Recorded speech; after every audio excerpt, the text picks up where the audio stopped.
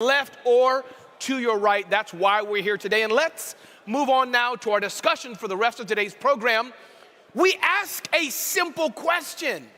What does it take to get to the C-suite? And more importantly, what do you need to do to excel once you get there? Keep that question in mind. We're taking this time to learn today from CEOs who have done and are doing, in fact, exactly that in real time. They're serving as invaluable role models for other talented and ambitious black men. We have any ambitious black men in the room? And of course, we did not select these CEOs at random. You met them both last evening, and that was an amazing, amazing evening experience. The president and CEO of Southern Company, Chris Womack, and the 2023 XCEL Award honoree, and the founder and CEO of Grain Management, and this Earl G. Graves Sr., Vanguard Award recipient, David Grain. Moderating is Black Enterprise's own CEO, Earl Butch Graves Jr. Please get ready for a masterclass on building careers founded on leadership, excellence, and consistently delivering value for shareholders and stakeholders. I'm excited. Are you? Please join me in welcoming. Put your hands together. Chris Womack, David Grain, and Butch Graves. Please join me. Give me a round of applause, everybody. Big round of applause. Keep it going. Keep it going. Keep it going. You can do better than that. We have an amazing panel coming up. Here they go. Give them a round of applause. Let's go. Let's go. Let's go. Thank you, gentlemen.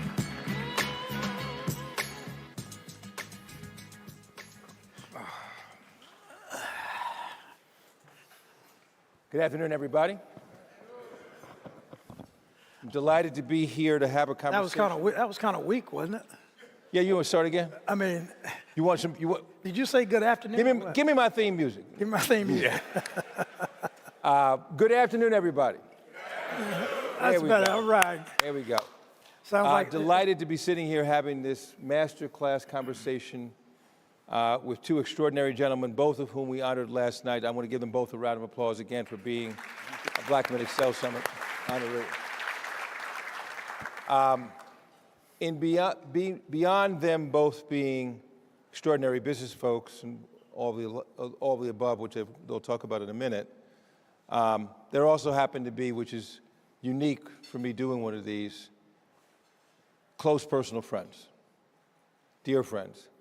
And I think that makes it even more special for me in terms of doing this, because we're honoring people who've earned this right, but also are people who are really very decent men. And it's important that we do that in showing other black men what excellence looks like. I would like to get a moment, because I know that people got to, sign of old age, glasses. Yeah, that's important. You all had an opportunity to hear a little bit about David and Chris.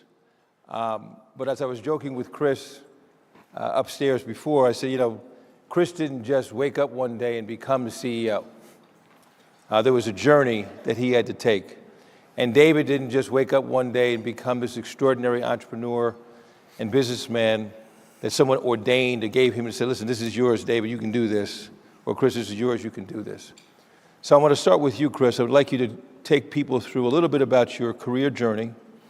And we'll come back to the CEO succession thing, but your career journey all the way up through, let's call it Georgia Power. Yeah. No, I spoke to some of it last night.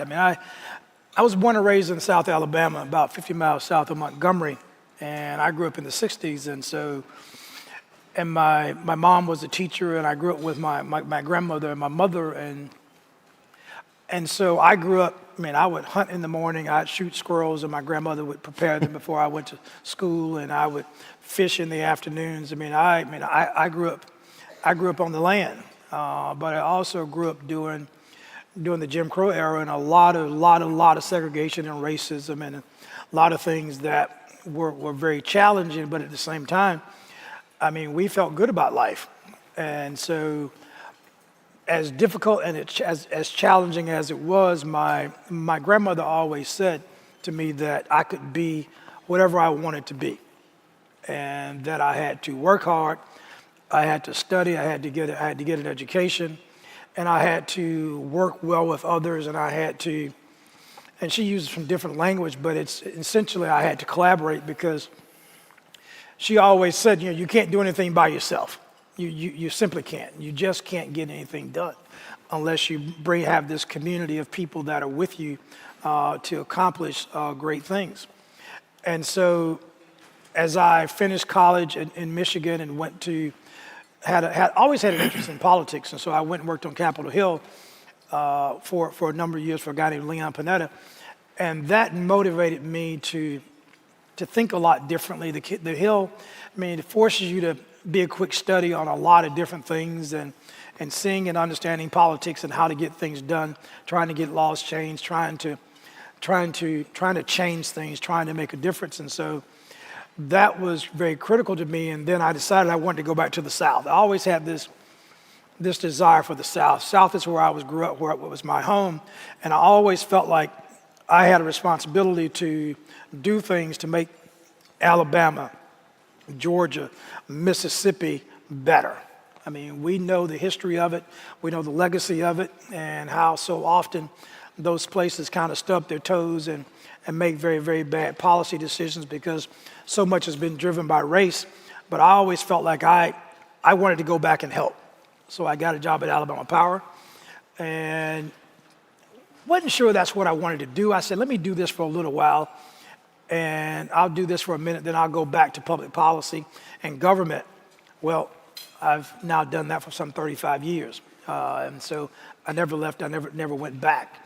But having had like 14 different jobs over the course of my career, from the policy side to the operations side to the customer side to the communication side, I've been through most parts of the organization. And so that kind of progressed me and helped me migrate and advance my way up to being CEO of Georgia Power prior to taking this job I have today.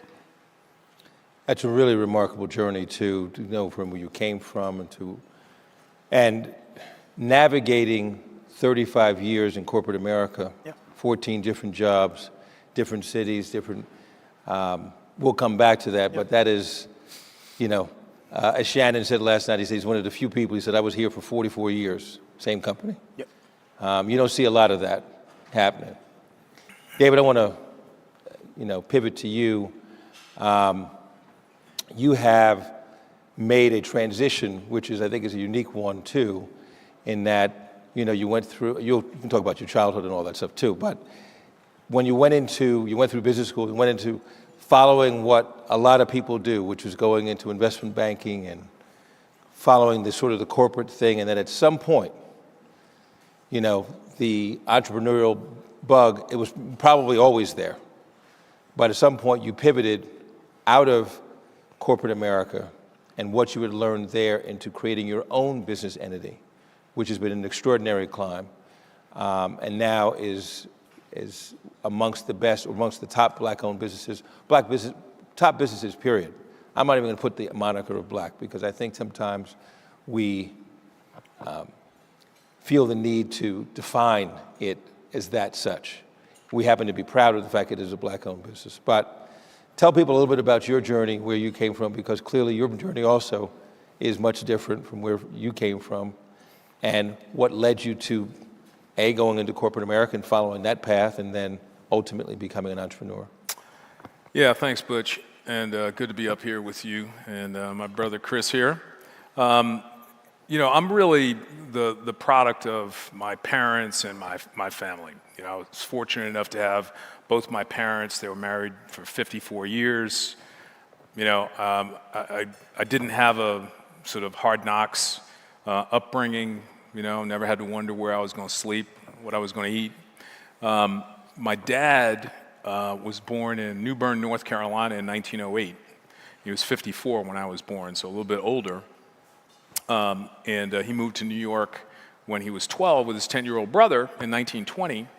And of course, the Great Depression was beginning, and they were kind of left on their own. So they lived at the YMCA in the Brooklyn Navy Yard, They did odd jobs. He ended up getting a job for the Prohibition Department until Prohibition was repealed. And then he worked for the U.S. Post Office. And he was one of these get in early and stay late kind of guys who was always looking for an opportunity to do a little bit better. So he started a trucking business in Midtown Manhattan in the 1940s when there were no mailrooms in the corporations in Midtown Manhattan. So he'd deliver mail, and then they'd say, hey, will you take this bag of mail back to the post office? He's like, well, I can't do it now, but I'll come after work. If you pay me X, then I'll do that. So then he started to hire other postal workers, and this is when he met your step-grandfather, Dick Parsons' grandfather, and others, and built a business. He became an entrepreneur. He ran that business for 32 years while working at the post office for the same period of time. And when he retired, I was 14, and we moved to Martha's Vineyard, where we had summered. My family's been going there since 1948. So I went to high school there.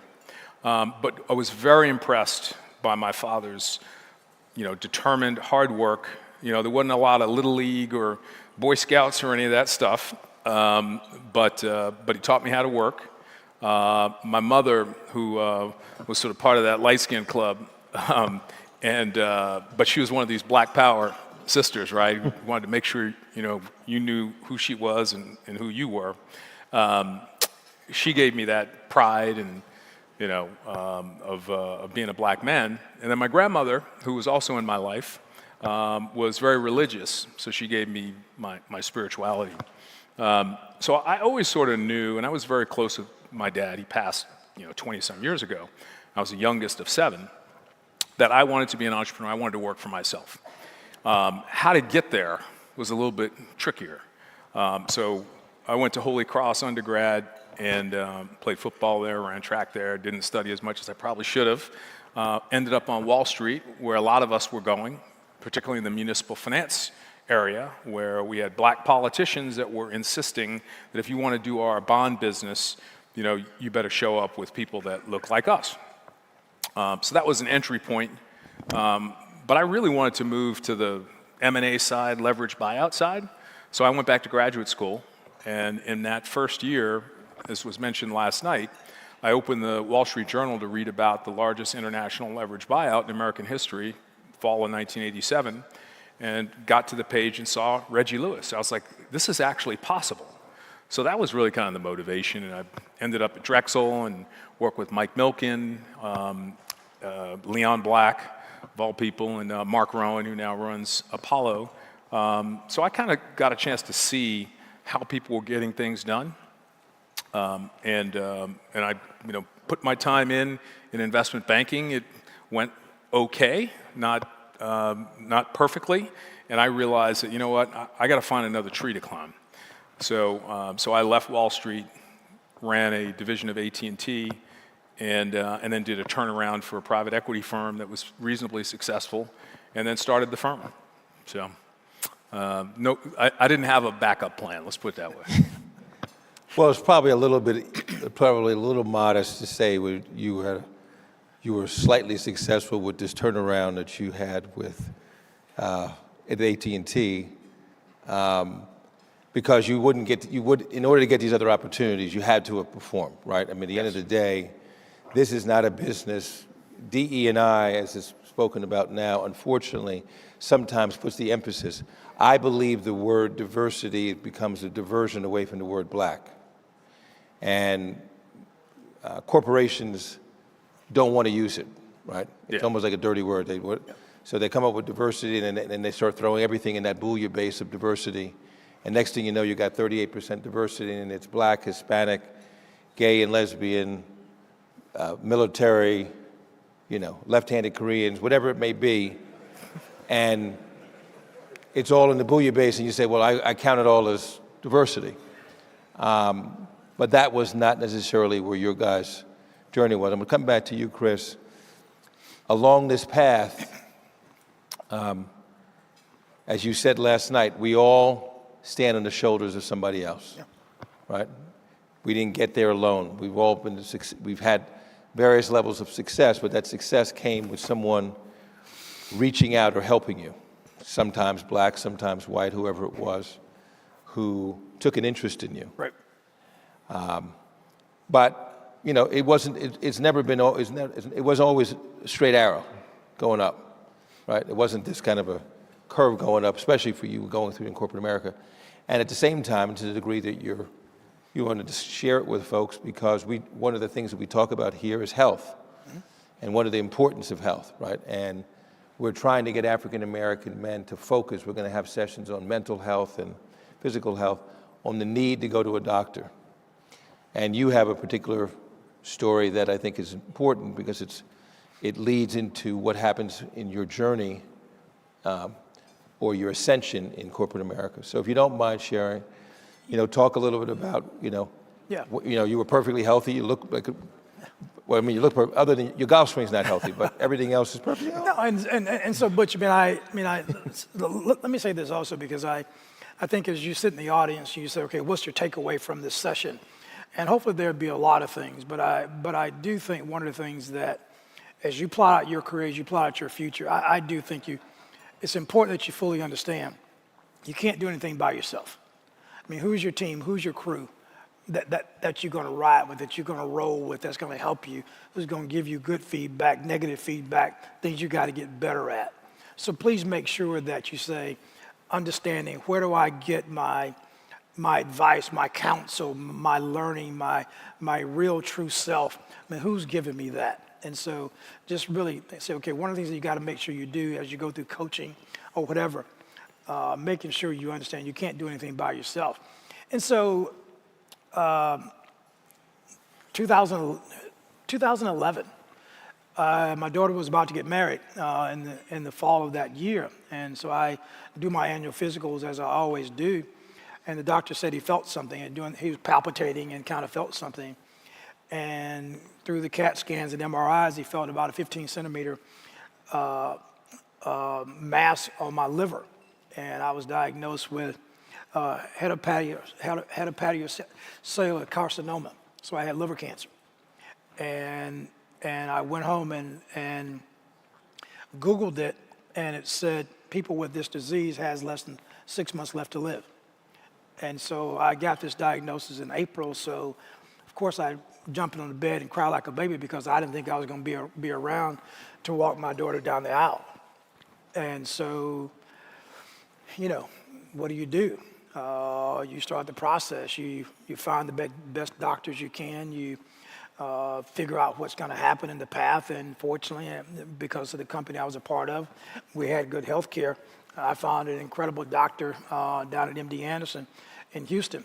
And so went through the initial treatment and it came back. Went through another treatment and came back again. And went through my last procedure in 2014. I've been cancer-free ever since. And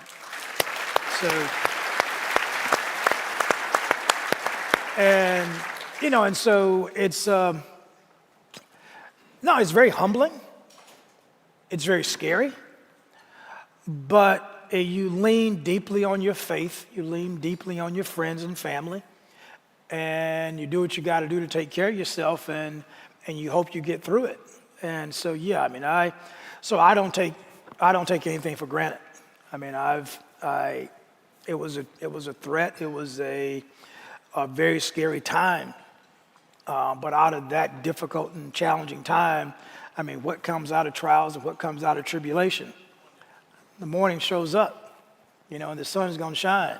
And those blessings will kind of bestow upon you. And so it's just been an incredible journey, even before that, but more importantly after that. And there's great humility and empathy and perspective that comes along with going through such a journey. And so as I do the work I do at the company, I also talk a lot about people taking care of themselves, making sure you go through and get the physical, but also take care of your mentals. I mean, I always love Marshawn Lynch's line, you got to take care of your mentals and your chickens. I mean, Beast Mode always said, he says to young players coming in, make sure you take care of your mentals. Yes, men want to be strong. Men want to keep it all inside. That's not a good recipe. You got to let it out. You got to share it with somebody. It's not a negative. It's not a demerit. You're not weak if you got a therapist. Okay? I mean, don't be afraid to admit it. I have a therapist. You got to have somebody. You got to have somebody to talk to. It's so very important, so very critical. You know, I'm going to come to David in a second, but I think that you just mentioned in regards to mental health and therapy and having someone to talk to. And I remember, you know, for as strong as my father was, and he was an extraordinarily confident, strong man, and the definition of a sort of a walking, a Green Beret and all the other things. And I remember when I was first started to work with him, he would go once every 2 weeks, and he put this down on his calendar, but he had it listed as, appointment. It didn't really go into what it was. And so I finally asked him after about it, I said, Dad, what's this thing that you go to once every, he goes, it's someone I go to talk to, it's a therapist. I said, so is there something, being naive, it's like, well, is there something wrong with you physically or whatever? Because I just assumed he was going to like a physical therapist because he had both his knees replaced and whatever. He said, no. I go to talk because I need someone to talk to that helps me to clear my head. And I kept thinking to myself, I said, man, if this dude can go to a therapist, anybody should be going to a therapist, right? And it's not a loss, it's not a badge, it's not like you've lost honor or you've lost respect in the community or whatever those things. And so I would share, I never really shared this, frankly, this is the truth of the matter, is I really haven't shared this with, I'm not sure my own kids know this, but he did it, and it made me realize that this journey, he needed someone independent, not his family, not his, friends necessarily, but someone independent just to talk things through. And so I would encourage you, those who are feeling things, to not bottle it up and let it out and go talk to someone. Yeah, one of the things, the last thing I'll add, and you can pivot to David, but I had a pastor in Birmingham, Alabama, a guy named Reverend John Thomas Porter. And before the sermon, he would always say, I pray for you in your private individual struggles. Things that you don't share with your sister, your brother, your husband, or your wife, or your mother, your father. But I pray for you in your private individual struggles. We all have them. You have them. You have your private individual struggles, okay? Don't deny it. Don't try to hide it. Admit it. But then make sure you have a strategy to deal with and address and respond and flourish and take advantage of those struggles that you have. It's not a weakness, okay? We always challenge to be these strong black men.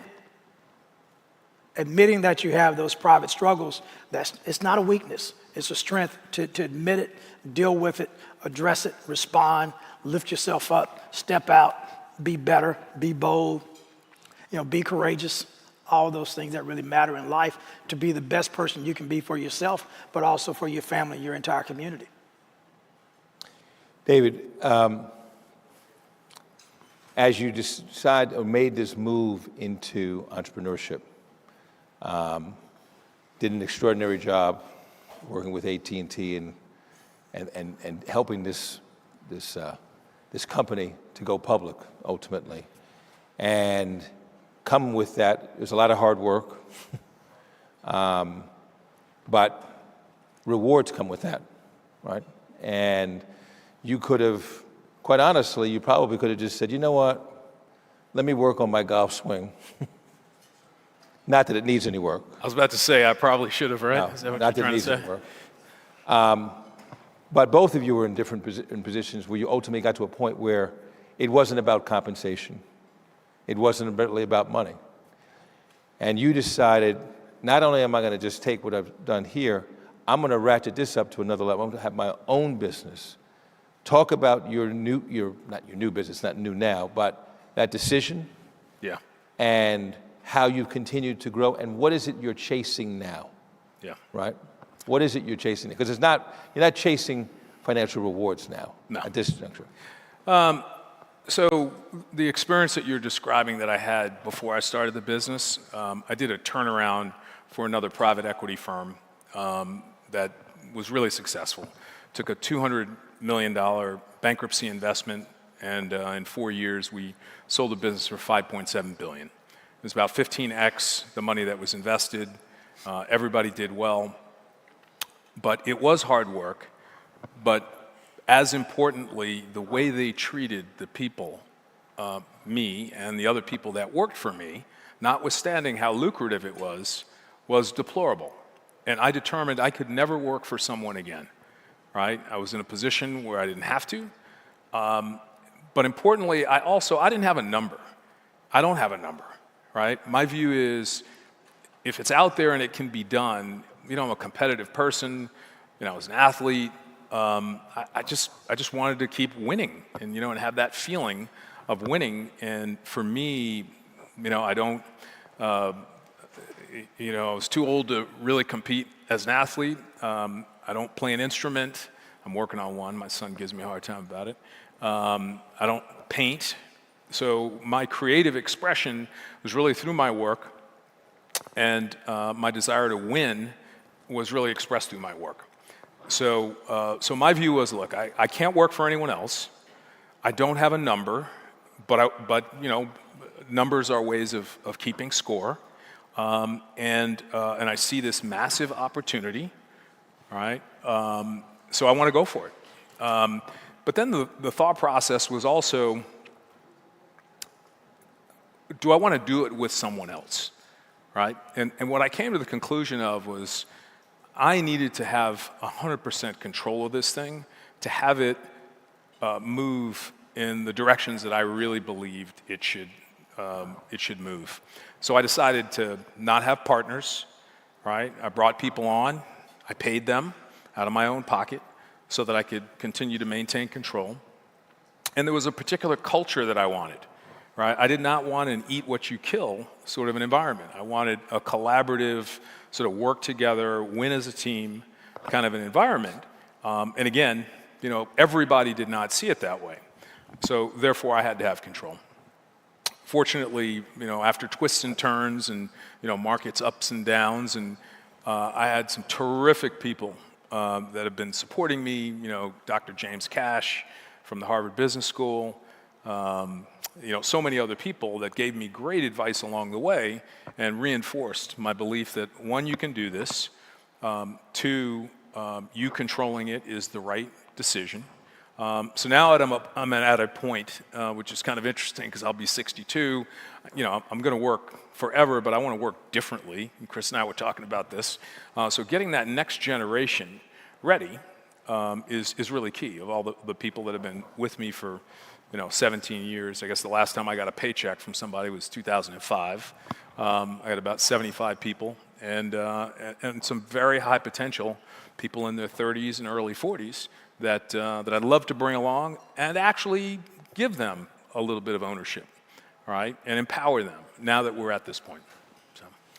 And talk a little bit about the business that you're in, because I think because it's in technology and cell towers and what have you, and what's the importance of these young some of the young African-American men that are in here looking at what's next rather than what was past, if you follow what I'm saying. So I had a conversation this morning with a young man that's at a transition point, and what I looked for, right, and everybody's path, it's difficult to repeat what somebody else did, but I try to make somewhat generic the variables that are a part of my decision-making process.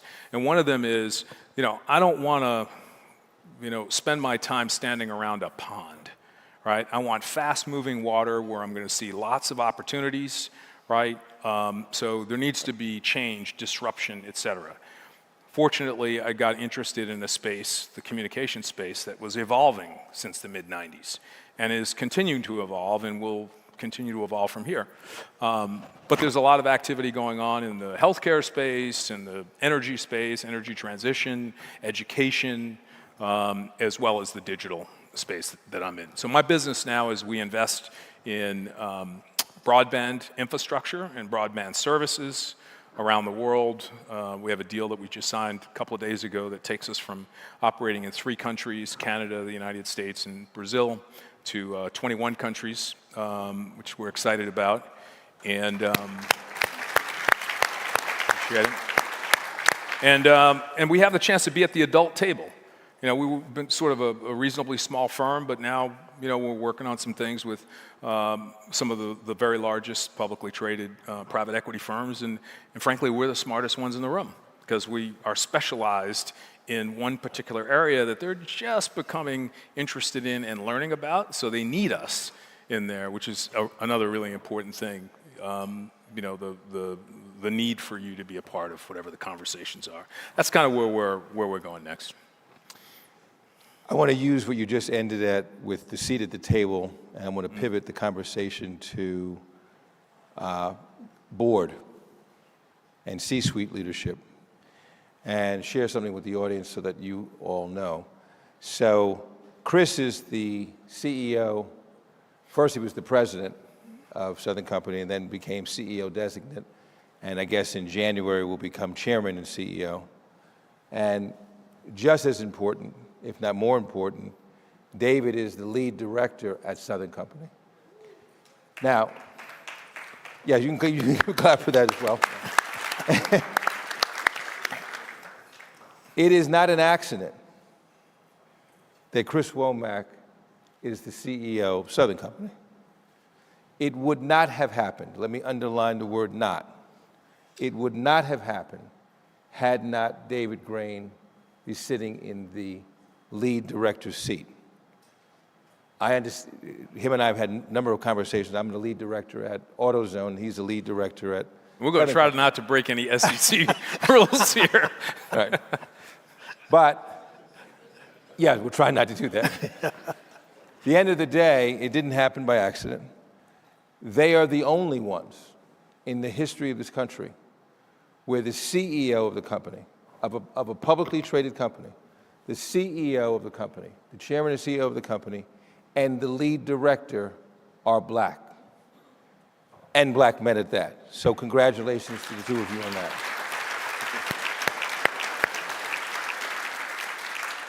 But let's tell the story a little bit to the degree that what you can share publicly of the process, right?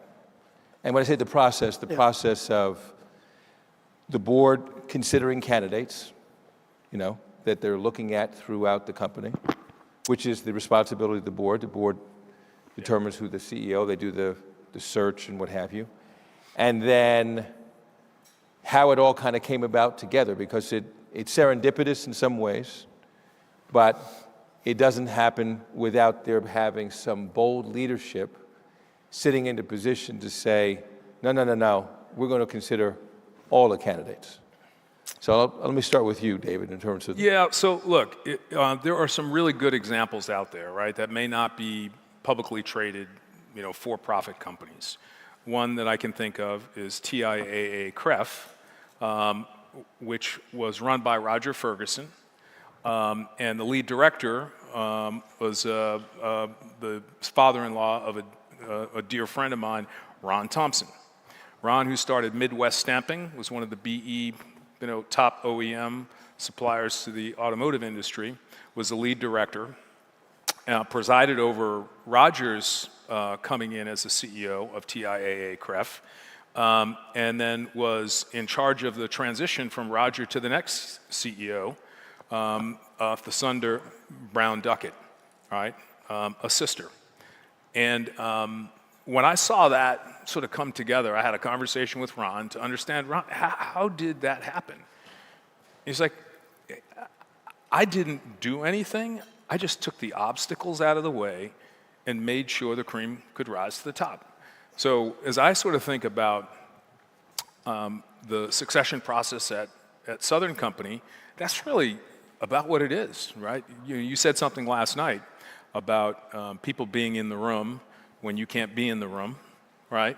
And making sure that, everything's on a level playing field. So I took that job very seriously. The good news is we had terrific candidates within the organization, right? There were several of them. I had a belief that Chris was superior, but there is a process you go through. We have very considerate board members that are thoughtful and objective, right? We come from different backgrounds. We have different points of view, different opinions. And my job was to play umpire to make sure that everybody stayed inside the lines, right? And we gave ourselves the opportunity for the cream to rise to the top. And there is no question about it. There were no thumbs on scales. Chris Womack was definitively the best candidate for this role. So, Chris, thank you, Dave. Chris, you were on the other side of this, and in many ways, you didn't even know that you were, you had. I'll be perfectly honest with you, and I said this to Chris before. I said, Chris had done well enough, and when I've known Chris for 30 years, and I said, Chris, how long are you going to keep doing this, right? Now, despite the fact that he is very young looking, Chris is 65. And I said, Chris, 64. No, you're 65 now? Close. All right. 66? 5. All right, well, whatever. You're old. You're old. Yeah, I'm That is your numerically. old. Right. Numerically. But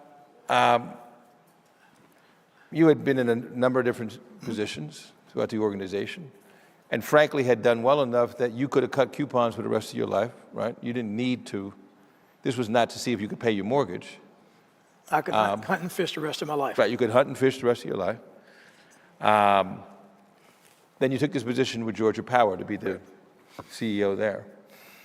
But the story of how this kind of moved yourself from where you were to being the, you didn't even think you were even the consideration set. And in my view, Chris is an extraordinary corporate executive. Frankly, I believe if he was a white boy, you would have been the CEO when you were 58 years old, not 65. But this is not picking on Southern Company, this is across corporate America, right? We tend to be getting these positions later in the life cycle than we perhaps should have. There's not the stretches for us and what have you. Talk about from where you were sitting at that point and how this sort of came about and came to fruition for you.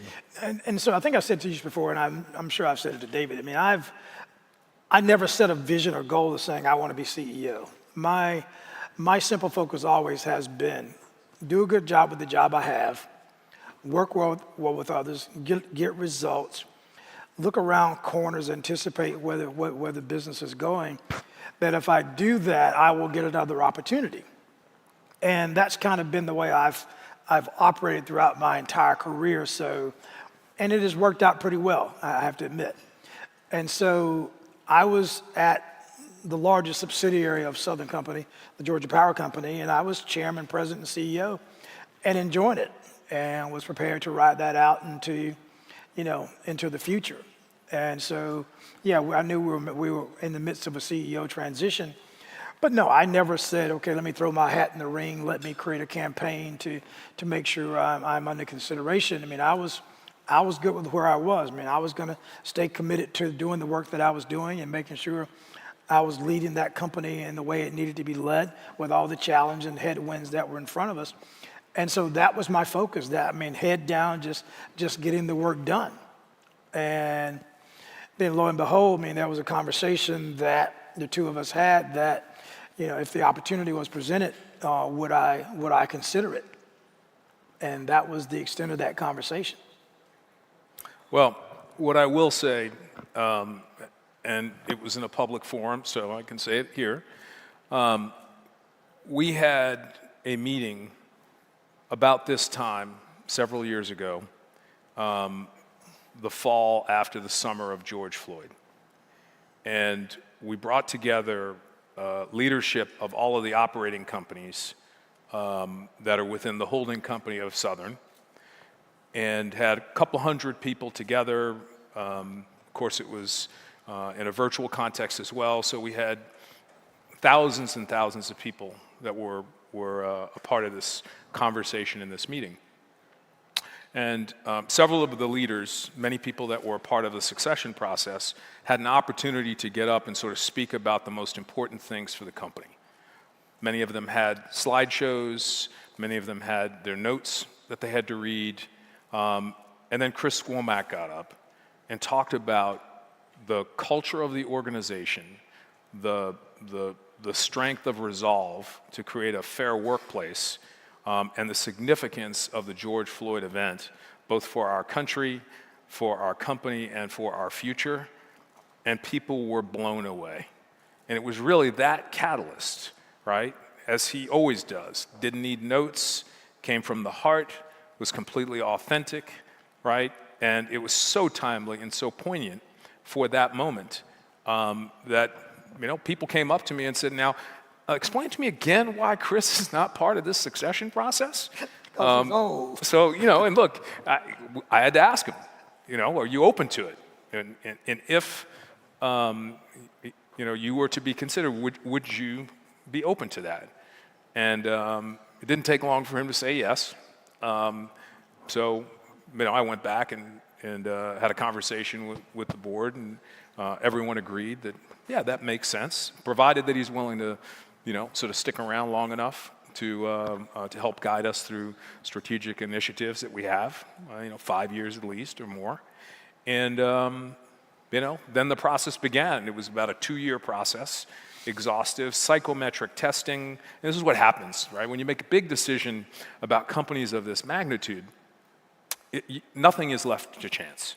You scour the planet for the best candidates, right? And if the best candidates are internal instead of external, well then you are proctological about each one of those candidates.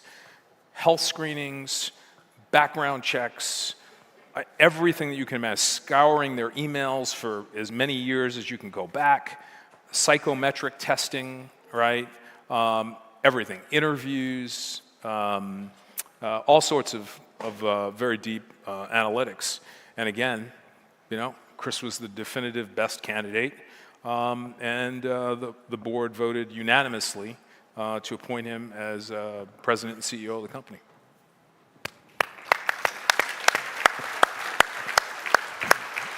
My only regret is that you all didn't call me for some background check information.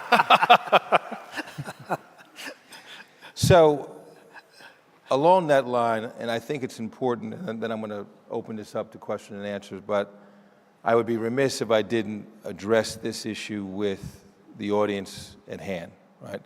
This event's called the Black Men XCEL Summit, and African American women are rising more rapidly and quicker in corporate America than African American men. That's a fact. There's more black women that are, as Rusty O'Kelly said earlier today, that are being put on boards than African American men. But there is a sisterhood within corporate America that is reaching out to help one another. And I will tell you, one of the disappointments that I have had in my career in working with corporate America is that every time I talk to a black woman and ask for their help, they stand up and help. I can't say the same for African American men. And the challenge I find with that is that we get in a door, and as opposed to opening up the door, we sometimes close the door and take pride in saying things like, I'm the only vice president in production. That's not a badge of honor, my brother. That's a badge of shame, right? And so I'm challenging you in this room, and then I'm going to hear your guys' point of view on this in terms of walking in harmony. I'm challenging you in this room to go back in your respective areas in corporate America and open the door. Pry the door open for other African Americans, both to work in the company, reach down and bring them up. When a stretch position opens up, make sure you nominate and push someone else that looks like you in that position. And when we call you, those of us who are entrepreneurs, and we're asking your corporation to be supportive of us, stand up and be counted and take the phone call. Don't tell me that, that's some heavy stuff you're talking about there. You're gonna have to talk to, no, I need you to go in and talk to your corporate marketing people. I need you to open the door, right? And I need you to make sure that if he's raising money for his next fund, that your company is a part of it, right? But you have to be able to, as my father used to say, be willing to walk in harm's way. You know, there's, if I can add please. one thing. So someone helped me understand the difference between success and significance, right? I mean, we're all successful. We're here on a Thursday, taking time off of whatever we're doing, so we have been successful. And the question is, to what extent have you done things that are significant, right? Impacting other people's lives, you know, doing the right thing. And I have to say, I've seen a lot of things, I've done a lot of things. There's nothing more significant to me than being a part of the process of Chris Womack becoming CEO of Southern Company. Absolutely. And so, to Chris, both your yeah, point, please. my thing is, you may be the first, but I think there's got to be this deep commitment that you won't be the last, and that others will come behind you. I mean, I think that's the responsibility that we all must have in these roles, and too much is given, much is required, and much is expected. And so all the biblical proverbs that we all know very well, I think we incorporate those into our lives and what it means for us as black men and in the African American community. And yeah, I mean, I have to be careful sometimes about my language, because as Butch has said, I sometimes say diversity is language that was developed to make white people feel comfortable, because I like to talk about race, because I always feel that in our companies and our communities, that until we get comfortable and get a bit better equipped to deal with race, that's when we really make progress. And so even inside the company, I mean, I do listening tours, I do lunch table conversations about race, about gender, about sexual orientation, to make sure we're having what I call helping us to get comfortable having uncomfortable conversations. I think that's how we advance the culture. That's how we put things really on the table to make sure we're creating an environment that's going to be fair and equitable for every employee inside the company. And that's what my goal is. But at the same time, yeah, I mean, I'm proud of, I was the second African-American officer in my company when I was in Alabama, and probably the third across Southern Company. We probably have now some 35 African-American officers inside the company.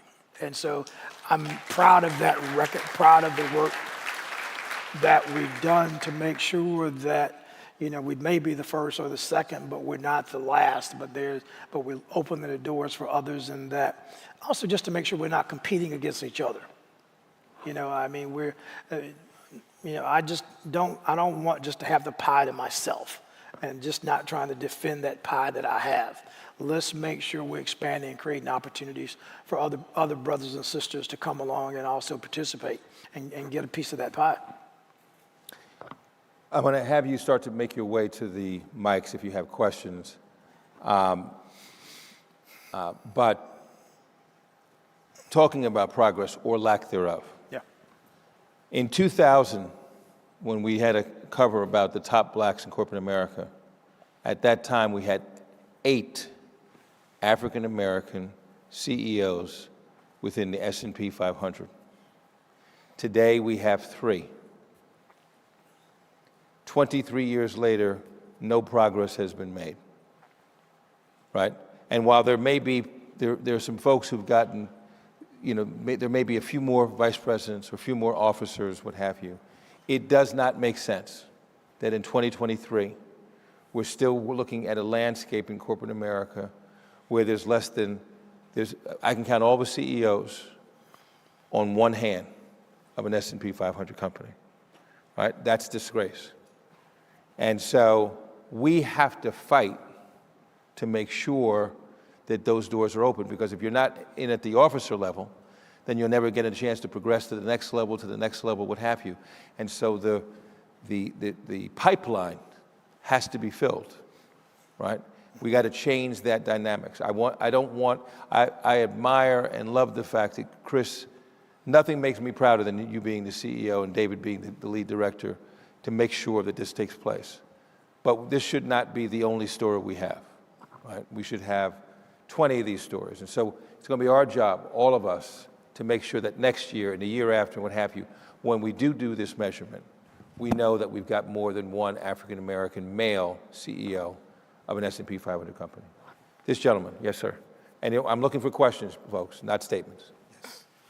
So in this conversation, the term "to be a strong black man" came up. And Chris, you touched upon how in our community that can be misleading, in that we believe that to be a strong black man is to have a strong or hard exterior. My question to you and to David, how do you feel as though we should redefine the term "to be a strong black man"? Number one. And number two, how could we all in this room work together to promote your new definitions of to be a strong black man, so that we can help our community and set the standard for this new definition, permanently? You want to go first? Yeah, so look, the way that I think about it is to have the courage to speak truth, but to do that in such a way that it's not grenade throwing, it's a focus on solutions, right? Blame and throwing grenades, that's for the weak, right? Solutions are for the strong. So my view is that's how I define, as I think of myself when I aspire to be strong, it is to speak the truth even when it's uncomfortable, but do it in a way that is focused on, the solutions, right? Which have to be in the best interest of everyone, as opposed to simply throwing grenades, throwing blame, which doesn't usually accomplish very much, right? My dad was very famous to say, nobody cares why you didn't get it done, right? The FedEx guy didn't show up, you didn't have your lucky golf hat, it was raining that day. Nobody cares. Just get it done, right? So that's sort of the way that I think about it. The only thing I would add is I think also, along with that strength, I think it's also important to be vulnerable. And you got all the answers, at least you think you know all the answers. But making sure that I think characteristics like being a real good listener, being an active listener, and always acknowledging that there are things I can get better at, and creating that kind of vulnerability, being transparent about things that you do and what matters to you, I think is also very important. And when you do those things, it does not diminish your strength. Yes, you have strong convictions. You're convicted to the strategy and the betterment of the company and the things that has to go on. But as you do that, you've got to collaborate with others, which also brings about that vulnerability and that engagement, that's transparency, and all of us working collectively together. I just don't think that diminishes your strength as a black man as you do those things. So I think that strength with that engagement and involvement and association with others, I just think it's so very important as we move through this world and this society today. Thank you for your response. And now, how can we? That's the one question. I got to go to this other gentleman. So thank you. Thank you. Go ahead. Hey, good afternoon, everyone. Clayton Gutsmore. I'm a freelance journalist from Miami, Florida. Fellas, thank you so much for all your insight with this lunch and learn and this fireside chat. I want to talk about pathways. You guys are established figures in places that people aspire to go, but can you illustrate for everyone in the room, how do you guys create pathways for people to get to the places where you are? Wow. I mean, for me, it's hard work has been principle to me. There are just no shortcuts.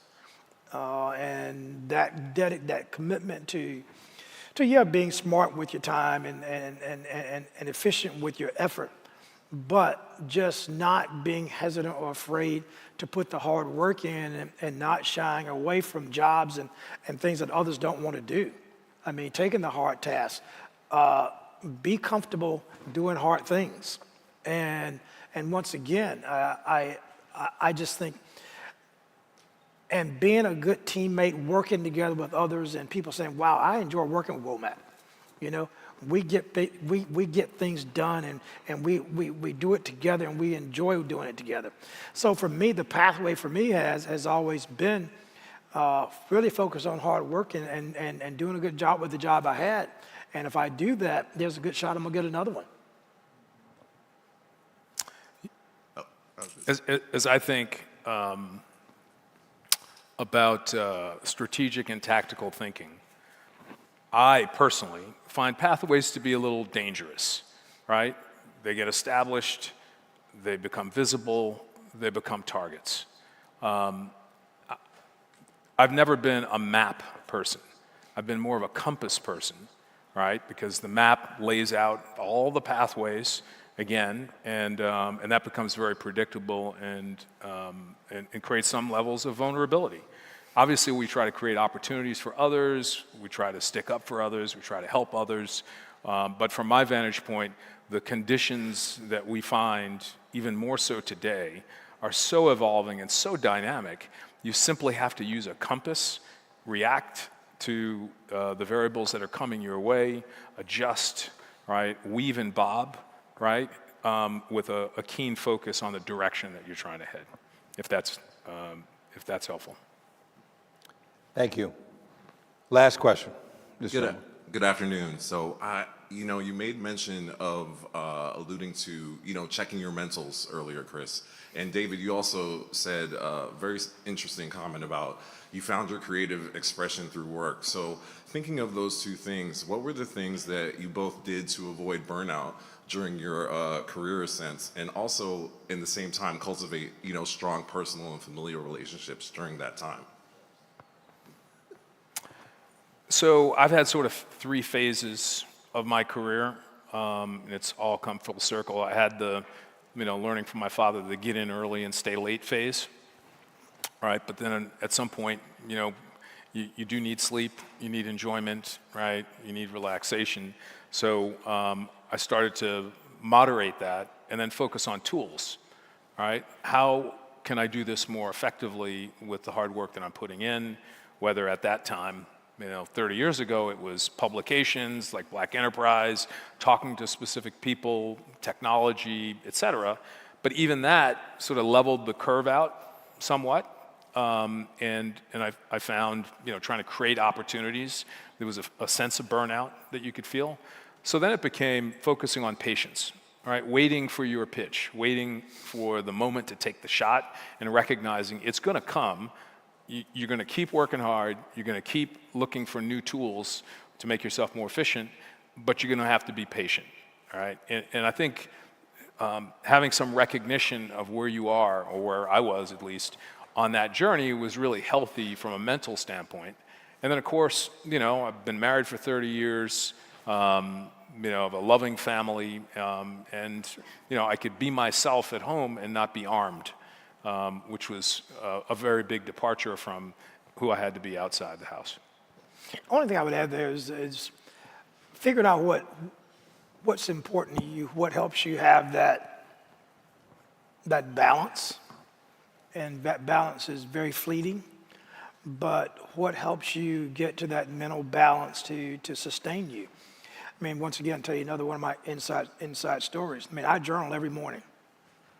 I mean, I will write a page in a small book every morning that just kind of clears my head. I mean, it's not a diary, but just what random thoughts I have, I'm trying to cleanse. I'm trying to be in a position to receive what's coming next. But whatever tricks I think you've got to figure out that works for you to sustain you, to keep you going. Yes, I mean, don't eat Gus's fried chicken every day. I mean, I mean, as good as it is. But I mean, making sure you got that balanced diet, making sure you create some physical routine that works for you, that keeps this machine productive and viable and churning. But I think you just also just got to make sure you just got to take care of the minerals, man. You got to make sure those minerals are in the best shape that you possibly can put them in. Thank you, gentlemen. Thank you. Ladies, gentlemen, I want to thank David and Chris. First of all, I want to say congratulations to you for Thank you. winning the Black Men Excel Award. Thank you very much. This conversation demonstrates exactly why the two of you are the best in your respective fields. And I want to thank you, gentlemen, and have us all thank them for their pearls of wisdom you. that they shared with us today. So thank you all. Thank you very much. Very much. Well done, my brother. Can we give another round of applause for this amazing, amazing panel of information? Everyone, I hope